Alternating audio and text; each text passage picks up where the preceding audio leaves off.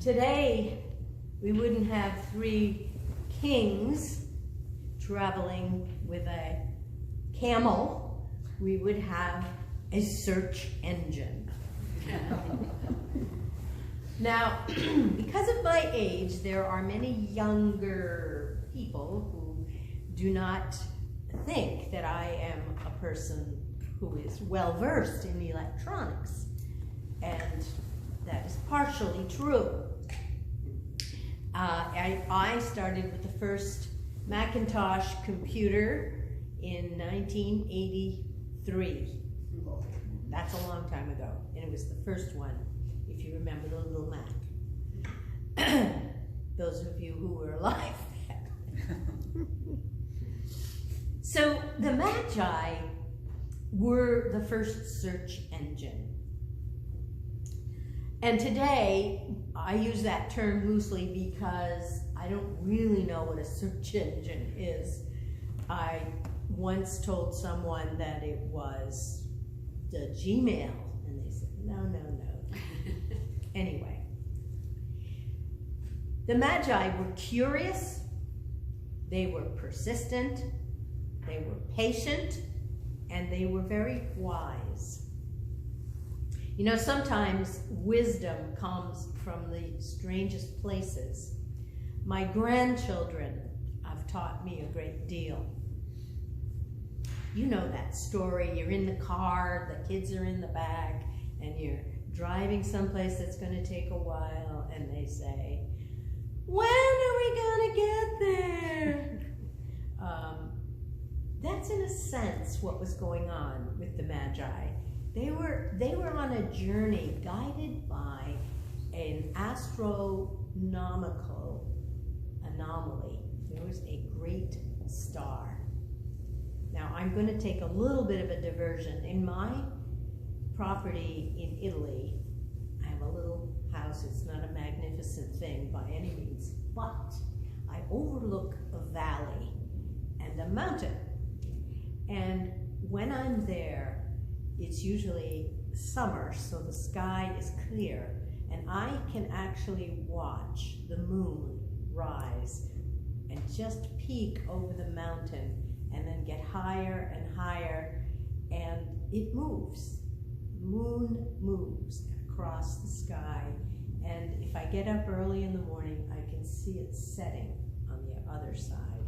And it's the most amazing thing. It just pulls me toward it. So I have a sense of what this meant.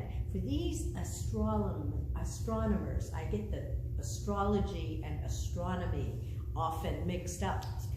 But in that day, they were the same.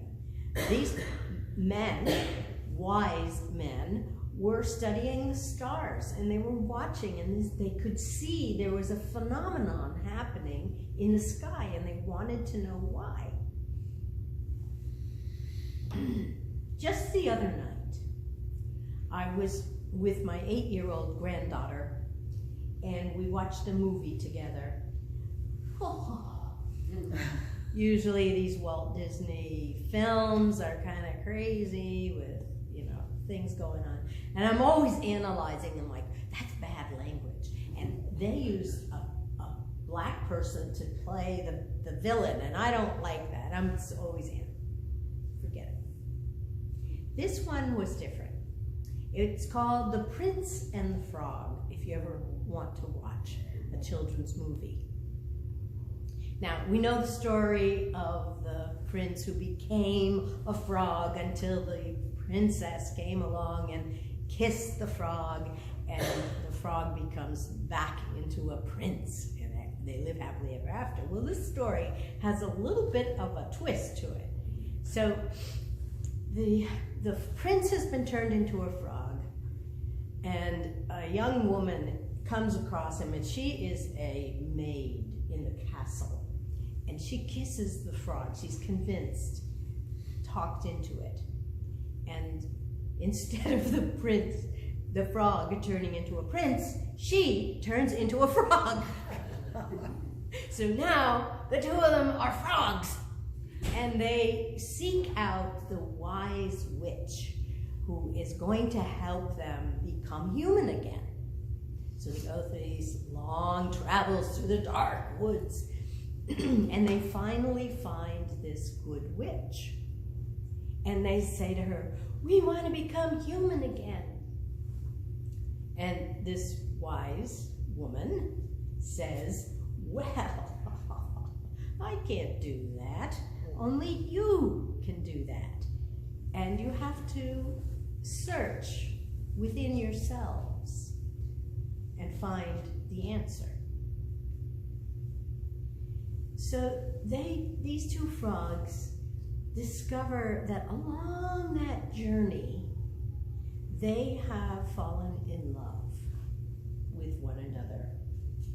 And when it comes time for them to figure out some other way of becoming human again, the girl frog says, "Oh well, I'm really happy here with you, Froggy."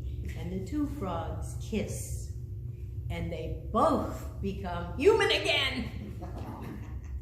It's a wonderful story because it tells of that journey. We're all on a journey. We're all seeking answers. We are all search engines ourselves. And our destiny is sometimes not very visible. We can't see it. The wise men were curious, they were patient, and they were persistent. And they knew something. They knew something great was happening, but they didn't know what. And then the last bit of wonderfulness about them is they had courage. It took courage to go to Herod and say, "Oh yeah, we'll go find the king, the newborn king for you," and then to decide to go the other way so that Jesus would be saved. Small children riding in a car ask that question, "When are we going to get there?" because they don't know where that destination is. And they don't know how long it's going to take to get there. And they don't know how to behave along the way. But we do. We are all on that same journey. Now maybe we don't follow stars, some of us may.